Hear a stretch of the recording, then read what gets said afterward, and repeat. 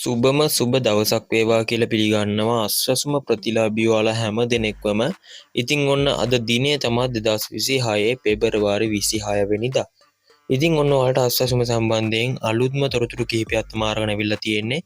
ඉතින් ඒ කියන්නේ මාර්තු මාසයේ අස්වැසුම දීමනාව පිළිබඳව තමයි අද තොරතුරු අරගෙන අවිල්ලා තියෙන්නේ. ඉතින් අද වීඩියෝ එකේදී සාකච්ඡා කරනවා මෙන්න මේ විදිහට මාර්තු මාසයේ දීමනාව ලැබෙන දිනේ වගේම ඒ වගේම මාර්තු මාසයේ දීමනාව ලැබෙන්නේ නැත්තේ කාගේද කියන්නේ අස්වැසුම කපන්නේ කාගේද කියන එක ගැන අද පිළිතුරු ඔයාලට ලබා දෙන්න සූදානම් වෙලා ඉන්නවා. ඉතින් ගොඩක් කට්ටිය මගෙන් අහලා තිබුණ හින්දා තමයි මේ වීඩියෝ එක අරගෙන එන්නේ මෙන්න මේ විදිහට. ඉතින් channel එකට අලුත් කෙනෙක් නම් ඔයා අපේ නාලිකාව subscribe කරලා ඔයාලට පුළුවන් අපේ Facebook පිටුවත් follow කරලා එකතු වෙලා ඉන්න. ඉතින් මොකද කියනවා නම් මෙන්න මේ වගේ අස්වැසුම තොරතුරු එසැනින් ඔයාලට බලාගැනීමේ හැකියාවකුත් තියෙනවා අපේ නාලිකාවත් සහ Facebook පිටුවත් එක්ක එකතු වෙලා ඉන්න හැමෝටම. ඉතින් ඔන්න අස්වැසුම කපන්නේ කාගේද කියන එක කතා කරොත් එහෙම 2026 වර්ෂයේ සඳහා තොරතුරු යාවත්කාලින කිරීමේ ක්‍රියාවලිය සිදු නොකරපු කොටාසය. ඒ කියන්නේ මාසයකට මාසක එකහමාරකට වගේ දීර්ඝ කාලයක් දීලා තිබුණා මෙන්න මේ තොරතුරු යාවත්කාලින කිරීමේ ක්‍රියාවලිය සිදු කරන්න.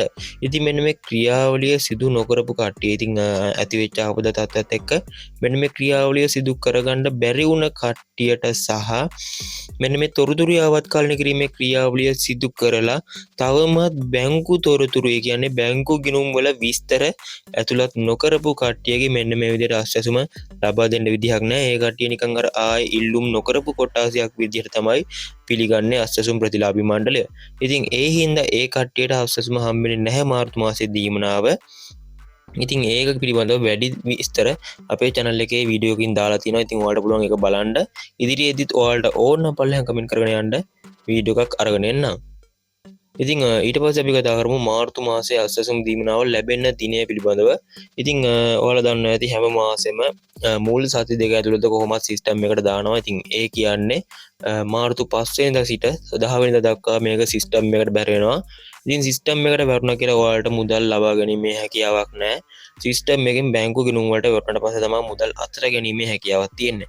ඉතින් සිස්ටම් එකට 5 6 7 8 9 මෙන්න මේ දින තුල ඇතුළත සිස්ටම් එකට වැටෙන්න සියලු කටයුතු සූදානම් කරලා තියෙනවා තමයි අපිට වෙබ්සයිට් එකෙන් සහ සෝෂල් මීඩියා වලින් සහ අස්වැසුම් ප්‍රතිලාභී මණ්ඩලයේ වෙබ්සයිට් එකෙන් අපිට බලා ගැනීමේ හැකියාව තියෙන්නේ.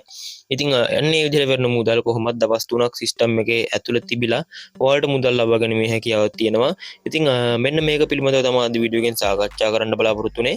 අස්වැසුම් සම්බන්ධයෙන් මොන හරි ප්‍රශ්න තියෙනවා නම් පල්ලෙහාන් කමෙන්ට් කරගෙන යන්න. ඉතින් ඒ වගේම මේ වීඩියෝ එක ෂෙයා කරලා යාළුවන්ටත් බලන්න ෂෙයා කරන්න. ඉතින් වැදගත් තොරතුරු තමයි ඉදිරියට අරගෙන එන්නේ. ඉතින් අනිවාර්යෙන්ම මේ channel එක subscribe කරලා එකතු වෙලා ඉන්න. එහෙනම් ඉතින් අපි තවත් වීඩියෝ එකකින් හමුවෙන තුරු ඔයගොල්ලන්ට සුබ දවසක්.